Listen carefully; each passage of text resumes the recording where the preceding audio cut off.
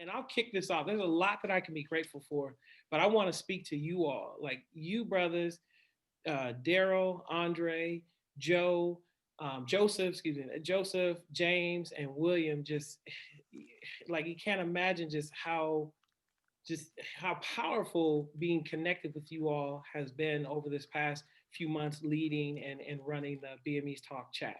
Like joining us during the summer, uh, answering the call to help us plan and create that is really has done the community so well and helped to broaden the topics that we talk about, and bring us together in ways that just that we had never imagined. So I just want to say thank you for your time, and dedication in that, and just showing so much gratitude. Because I mean, Diggs, you're first year principal.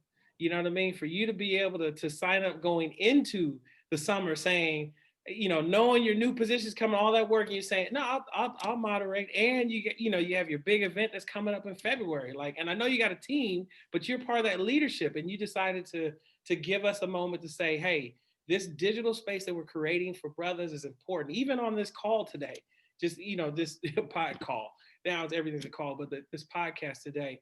And then also to you, Andre, I know that, you just shared just some of the challenging times that you face, but you've been able to give us such personality, such depth, such knowledge, like in this space, that it's been amazing. And I can say so much more about James and William and Joseph. Even I'll just point out one thing, because Joseph hasn't even been on the podcast. Like the graphics he's created each week, like have been dynamic. They've moved. They had some, the images have been connected. And so just really grateful for the team to come together, and just knowing that Black male educators can create spaces for Black male educators to connect, grow, and lead. So I just thank you all for that. Who'd like to go next? And just gratitude and thankful in this season. Andre, is you, I guess. Yeah, hey, I am grateful and gratitude because going to an HBCU, I had to run around to enroll, to tuition, scholarship, and that run around forces you to adapt quickly, pivot, adjust, and then keep it moving. And so the running joke was, if you can make it at a HBCU, you can make it anywhere, because there's going to be some run around at some time. It's just going to happen. And so in the midst of this, and I'm saying I lost, I lost 10 keynotes. Well, okay, I found two. That is a win. I'm going to rock those two like it was the 10. We're going to still build connections, still do networking, uh, and then just still speak truth to power, because money isn't the object. Making a difference in students' lives and teachers' lives. That's the goal. That's the vision. And by me doing that, uh, it has opened doors. By people watching the podcast like here, it's opening doors.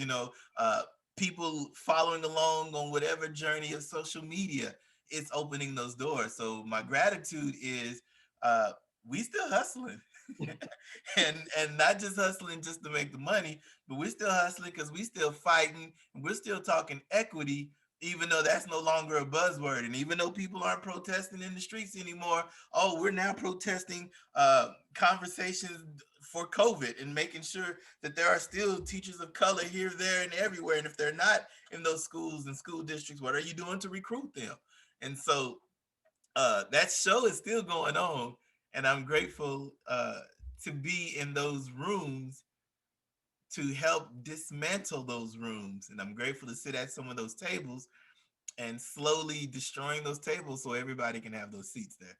So yeah, man. And then I'm grateful for us, man. Like, y'all some cool fellas. I don't know if y'all know this, but y'all pretty cool, man. And the rest of the squad, like, y'all are some clowns, and I appreciate it. There are some times that we just need to clown, and we do. Like the one Twitter chat with the gifs and the memes. Man, I was rolling over here. I was crying laughing. So man, I appreciate it, and it's just good to have other men who are like you and who believe the same vision, and it's about helping students. So man, shout out to all of us. Amen to that. I would say that I'm thankful for So I'm gonna do two things, like personal and professional. Personally, I am thankful for what I'm seeing in my two little boys because they had a rough week. Like one of them jumped off the bed, bumped his head, and that thing was bleeding, you know, and he tried to take care of it. But in the midst of all that, like, he learned that he needs to not do that, And then like my other one, he tried to be funny and he took one of those red notepads, ink notepads, and pressed it all over his legs and arms. And so when my wife came around the corner, she's like, "Are you breaking out?" And she's, hysterical.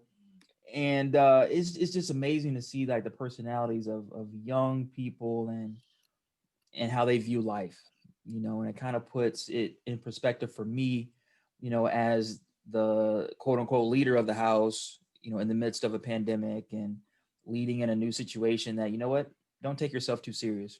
It's okay to laugh, it's okay to, brush, the dirt off your shoulder and keep it moving.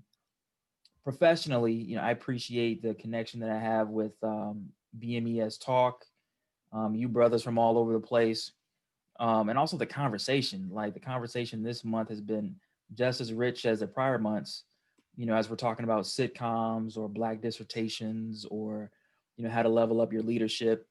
While the questions are created, between all of us, where I get the most knowledge and PD is how brothers across the country respond to those pieces, and they're giving their expertise. And so I'm just grateful and honored to be part of the conversation because I'm listening and learning more than I'm speaking. I promise you that. And I couldn't have prayed for a better group and a better situation during these times.